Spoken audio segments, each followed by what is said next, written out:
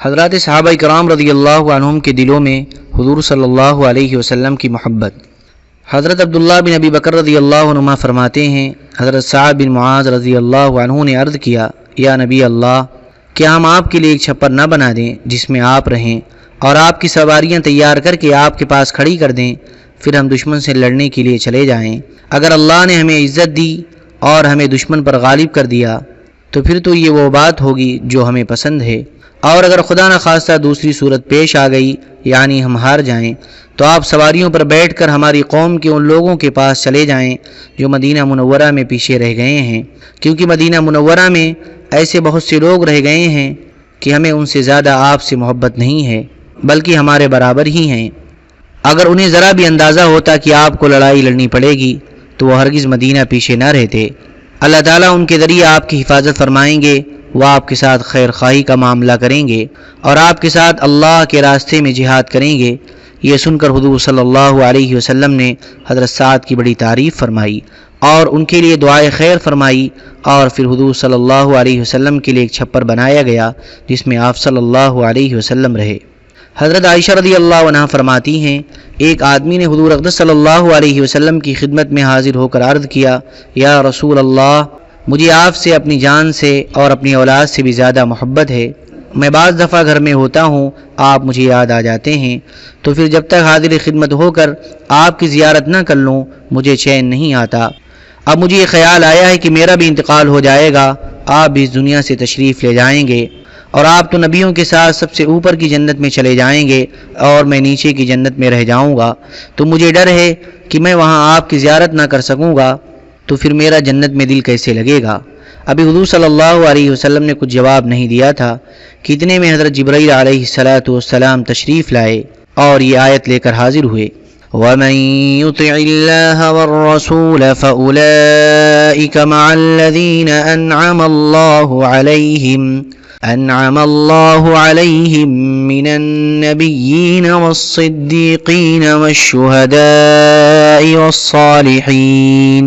ترجمہ، اور جو شخص اللہ اس کے رسول کا کہنا مان لے گا تو ایسے اشخاص بھی ان حضرات کے ساتھ ہوں گے جن پر اللہ تعالیٰ نے انعام فرمایا ہے، یعنی انبیاء اور صدیقین اور شہداء اور صلحاء۔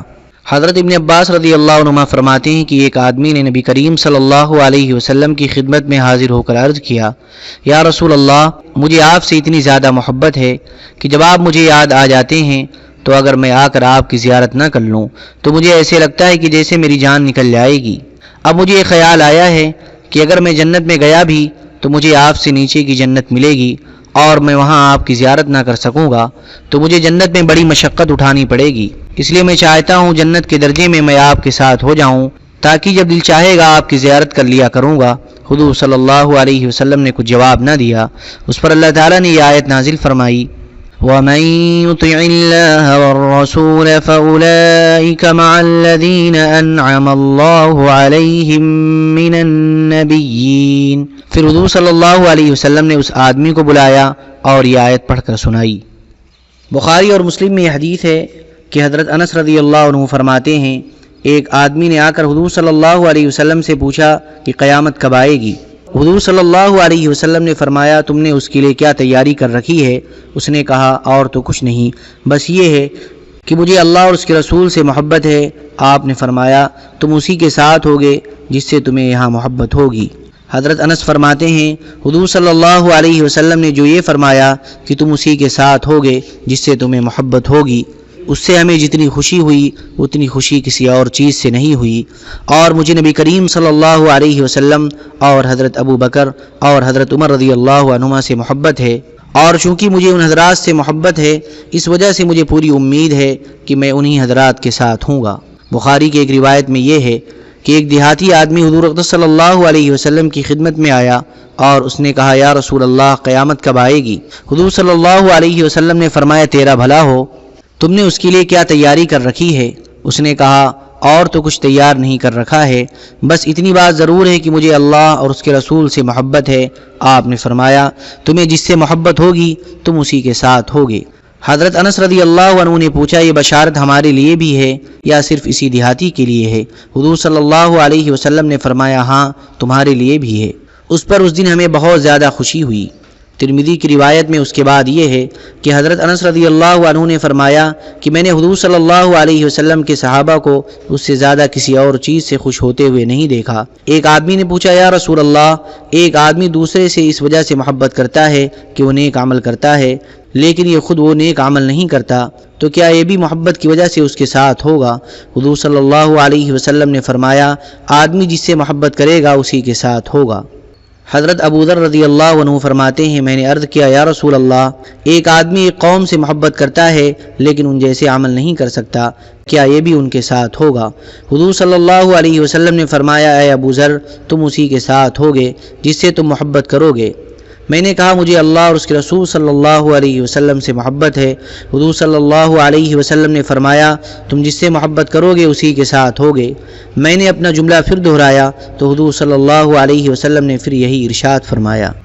حضرت ابن عباس رضی اللہ عنہما فرماتے ہیں، ایک مرتبہ نبی کریم صلی اللہ علیہ وسلم کو سخت فاقہ کی نوبت آ گئی، جس کی حضرت علی رضی اللہ عنہ کو کسی طرح خبر ہو گئی۔ وہ کسی کام کی تلاش میں نکلے تاکہ کھانے کی کسی چیز کا انتظام ہو جائے اور وہ اسے حضور صلی اللہ علیہ وسلم کی خدمت میں پیش کر سکیں۔ چنانچہ وہ ایک یہودی کے باغ میں گئے اور پانی کے 17 ڈول نکالے، ہر ڈول کے بدلے ایک کھجور طے ہوئی تھی۔ یہودی نے اپنی تمام قسم کی کھجوریں حضرت علی رضی اللہ عنہ کے سامنے رکھ دیں کہ جس میں سے چاہیں لے لیں۔ چنانچہ حضرت علی رضی اللہ عنہ نے 17 عجوہ کھجوریں لے لیں اور جا کر حضور صلی اللہ علیہ وسلم کی خدمت میں پیش کر دی۔ حضور صلی اللہ علیہ وسلم نے پوچھا، اے ابو الحسن، تمہیں یہ کھجوریں کہاں سے مل گئیں؟ حضرت علی رضی اللہ عنہ نے کہا، یا نبی اللہ، مجھے آپ کے سخت فاقے کی خبر ملی تو میں کسی کام کی تلاش میں گیا تاکہ آپ کے لیے کھانے کی کوئی چیز حاصل کر سکوں۔ حضور صلی اللہ علیہ وسلم نے فرمایا، کیا تم نے ایسا اللہ اس کے رسول کی محبت کی وجہ سے کیا ہے؟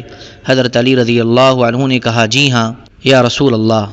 حضور صلی اللہ علیہ وسلم نے فرمایا، جو بندہ بھی اللہ اور اس کے رسول صلی اللہ علیہ وسلم سے محبت کرتا ہے، فقر فاقہ اس کی طرف اس سے بھی زیادہ تیزی سے آتا ہے جتنی تیزی سے پانی کا سیلاب نشان کی طرف جاتا ہے۔ لہذا جو اللہ اس کے رسول سے محبت کرے اسے چاہیے کہ وہ بلا اور آزمائش کے لیے ڈھال یعنی صبر تیار رکھے۔ حضرت کعب بن عجرہ رضی اللہ عنہ فرماتے ہیں، میں حضور اقدس صلی اللہ علیہ وسلم کی خدمت میں حاضر ہوا، میں نے دیکھا کہ آپ کا رنگ بدلا ہوا ہے۔ میں نے عرض کیا، میرے ماں باپ آپ پر قربان ہوں، کیا بات ہے؟ مجھے آپ کا رنگ بدلا ہوا نظر آ رہا ہے۔ حضور صلی اللہ علیہ وسلم نے فرمایا، 3 دن سے میرے پیٹ میں ایسی کوئی چیز نہیں گئی جو کسی جاندار کے پیٹ میں جا سکتی ہے۔ یہ سنتے ہی میں وہاں سے چلا گیا تو میں نے دیکھا کہ ایک یہودی کنویں سے پانی نکال کر اپنے اونٹوں کو پلانا چاہتا ہے۔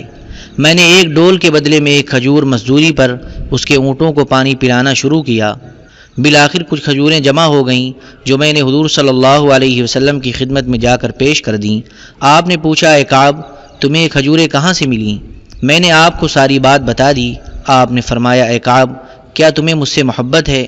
میں نے کہا، جی ہاں، میرے ماں باپ آپ پر قربان ہوں۔ آپ نے فرمایا، جو مجھ سے محبت کرتا ہے اس کی طرف فقر اس سے بھی زیادہ تیزی سے آتا ہے جتنی تیزی سے سیلاب نشان کی طرف جاتا ہے۔ اب تم پر اللہ کی طرف سے آزمائش آئے گی، اس کے لیے ڈھال تیار کر لو۔ اس کے بعد میں بیمار ہو گیا اور حضور اقدس صلی اللہ علیہ وسلم کی خدمت میں نہ جا سکا۔ جب حضور صلی اللہ علیہ وسلم نے مجھے چند دن نہ دیکھا تو صحابہ سے پوچھا، کعب کو کیا ہوا؟ نظر نہیں آ رہا ہے۔ صحابہ نے بتایا کہ وہ بیمار ہیں۔ یہ سن کر آپ صلی اللہ علیہ وسلم پیدل چل کر میرے گھر تشریف لائے اور فرمایا، اے کعب، تمہیں خوشخبری ہو۔ میری والدہ نے کہا، اے کعب، تمہیں جنت میں جانا مبارک ہو۔ حضور صلی اللہ علیہ وسلم نے فرمایا، یہ اللہ پر قسم کھانے والی عورت کون ہے؟ میں نے کہا، یا رسول اللہ، یہ میری والدہ ہیں۔ حضور صلی اللہ علیہ وسلم نے میری والدہ کو فرمایا، اے ام کعب، تمہیں کیا معلوم؟ شاید کعب نے کوئی بے فائدہ بات کہی ہو اور مانگنے والے ضرورت مند کو ایسی چیز نہ دی ہو جس کی خود کعب کو ضرورت نہ ہو۔ حضرت حسین بن وحوہ رضی اللہ عنہ فرماتے ہیں، جب حضرت طلحہ بن برا رضی اللہ عنہما حضور اقدس صلی اللہ علیہ وسلم کی خدمت میں ملنے گئے تو وہ حضور صلی اللہ علیہ وسلم سے چمٹنے لگے اور آپ کے پاؤں مبارک کا بوسہ دینے لگے اور عرض کیا، یا رسول اللہ، آپ مجھے جو چاہیں حکم دیں، میں آپ کے کسی حکم کی نافرمانی نہیں کروں گا۔ حضرت طلحہ رضی اللہ عنہ نوعمر لڑکے تھے، اس لیے ان کی اس بات پر حضور صلی اللہ علیہ وسلم کو بڑا تعجب ہوا۔ اس پر آپ صلی اللہ علیہ وسلم نے ان سے فرمایا جاؤ اور جا کر اپنے باپ کو قتل کر دو۔ وہ اپنے باپ کو قتل کرنے کے ارادے سے چل پڑے تو حضور صلی اللہ علیہ وسلم نے انہیں بلایا اور فرمایا ادھر آ جاؤ، مجھے رشتے توڑنے کے لیے نہیں بھیجا گیا ہے۔ اس کے بعد حضرت طلحہ رضی اللہ عنہ بیمار ہو گئے۔ حضور صلی اللہ علیہ وسلم ان کی عیادت کے لیے ان کے گھر گئے۔ سردی کا زمانہ تھا، خوب سردی پڑ رہی تھی اور بادل بھی تھے۔ جب آپ صلی اللہ علیہ وسلم واپس آنے لگے تو حضرت طلحہ رضی اللہ عنہ کے گھر والوں سے آپ نے کہا مجھے تو طلحہ پر موت کے آثار نظر آ رہے ہیں، جب ان کا انتقال ہو تو مجھے خبر کر دینا تاکہ میں ان کی نماز جنازہ پڑھ سکوں اور ان کی تجہیز و تکفین میں جلدی کرنا۔ حضور صلی اللہ علیہ وسلم ابھی قبیلے بنو سالم بن عوف تک نہیں پہنچے تھے کہ حضرت طلحہ کا انتقال ہو گیا اور رات کا وقت تھا۔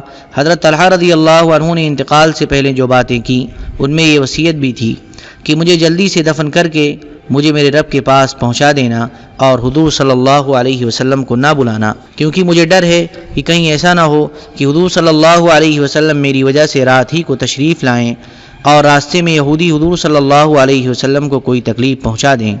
چنانچہ رات کو حضور صلی اللہ علیہ وسلم کو اطلاع دیے بغیر نماز جنازہ پڑھ کر ان کے گھر والوں نے ان کو دفنا دیا، اور صبح کو جب حضور صلی اللہ علیہ وسلم کو اس کی اطلاع ہوئی تو آپ حضرت طلحہ رضی اللہ عنہ کی قبر پر تشریف لے گئے اور آپ ان کی قبر پر کھڑے ہو گئے اور لوگ بھی آپ کے ساتھ سب بنا کر کھڑے ہو گئے، اور آپ نے دونوں ہاتھ اٹھا کر یہ دعا مانگی اے اللہ تیری ملاقات طلحہ سے اس حال میں ہو کہ تو اسے دیکھ کر ہنس رہا ہو اور وہ تجھے دیکھ کر ہنس رہا ہو۔ حضرت طلحہ بن برا رضی اللہ عنہ فرماتے ہیں کہ میں حضور اقدس صلی اللہ علیہ وسلم کی خدمت میں حاضر ہوا۔ میں نے عرض کیا آپ اپنا ہاتھ بڑھائیں تاکہ میں آپ سے بیعت ہو جاؤں۔ حضور صلی اللہ علیہ وسلم نے فرمایا اگر میں تمہیں اپنے والدین سے تعلق توڑنے کو کہوں تو بھی تم بیعت ہونے کو تیار ہو؟ میں نے کہا نہیں۔ میں نے دوبارہ حاضر ہو کر عرض کیا آپ اپنا ہاتھ بڑھائیں تاکہ میں آپ سے بیعت ہو جاؤں۔ حضور صلی اللہ علیہ وسلم نے فرمایا کس بات پر بیعت ہونا چاہتے ہو؟ میں نے کہا اسلام پر۔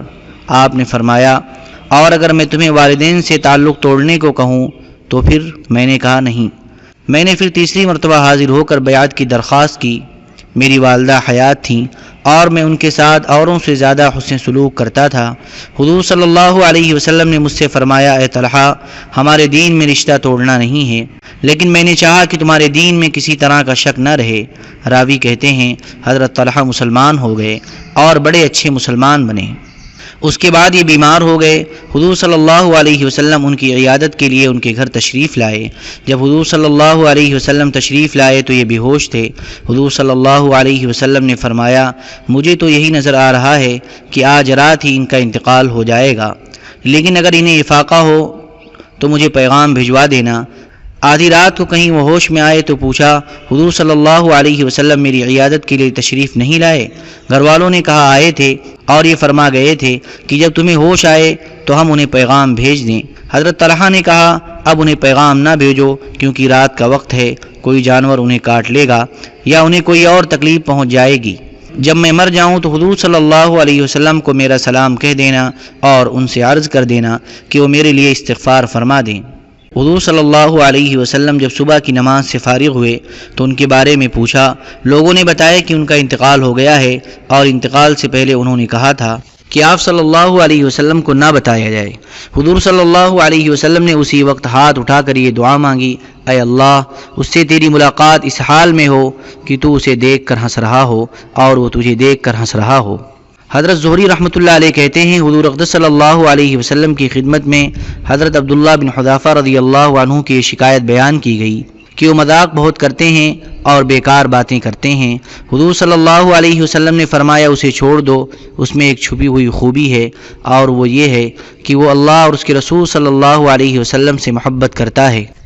حضرت ادرا رضی اللہ عنہ فرماتے ہیں میں ایک رات آ کر حضور صلی اللہ علیہ وسلم کا پہرا دینے لگ گیا تو وہاں ایک آدمی اونچی آواز سے قرآن پڑھ رہا تھا۔